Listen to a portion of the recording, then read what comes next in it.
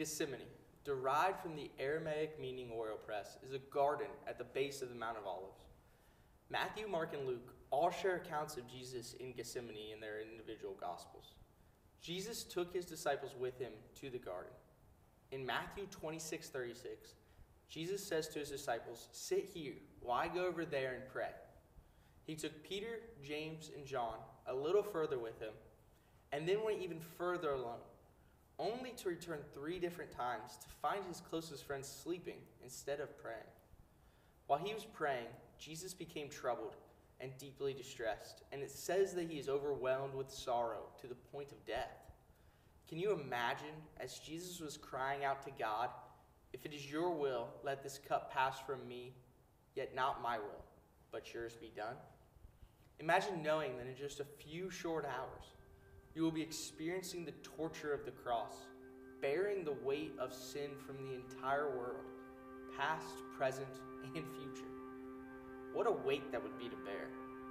The name of the garden, Gethsemane, surely has significance, as the weight of what he was about to endure was pressing on him like an oil press. His mortal body was weakened and distraught by the weight that he was carrying, so much so that Luke says an angel from heaven appeared to him to strengthen him, as his anguish was so great. While he was calling out to the Father, Jesus began to sweat.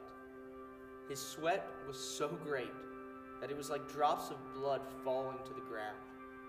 This is a medical condition known as hematidrosis. The most common cause of this is severe stress or fear. The Bible certainly describes Jesus' stress, but the fact is he was a physical man. Is it not also possible he was afraid as well? He knew what Scripture said in the writings of Isaiah 53:7. He was oppressed and afflicted, yet he did not open his mouth. He was led like a lamb to the slaughter, and as a sheep before its shearer is silent, so he did not open his mouth. Writing after writing, he would remember just to understand the weight of its significance and meaning. Was it possible that Jesus was seeing each step of this horrific night play out over and over again? Finally, to be betrayed by Judas, who came with the temple guard, priests, and Pharisees, carrying torches, lanterns, and weapons. The prearranged signal of a kiss identified who the temple guard would arrest. It did not matter that when Jesus answered the soldier's question with the words, "I am he," they all fell to the ground. The power in those 3 small words, "I am he," spoken by Jesus, had enough power to level everyone there who opposed him.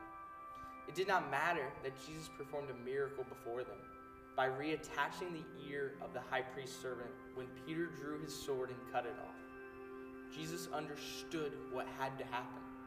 He chastised Peter for his action and asked that his friends be let go. This accomplished 2 things. 1, by asking that his friends be let go, his words from John 6:39 are fulfilled. "I shall lose none of all those he has given me." 2, it fulfills a prophecy of how Scripture says it must happen, as paraphrased in Matthew 26:54. The soldiers then bound Jesus and led him away, while the disciples scattered to avoid arrest, leaving Jesus alone to face his accusers.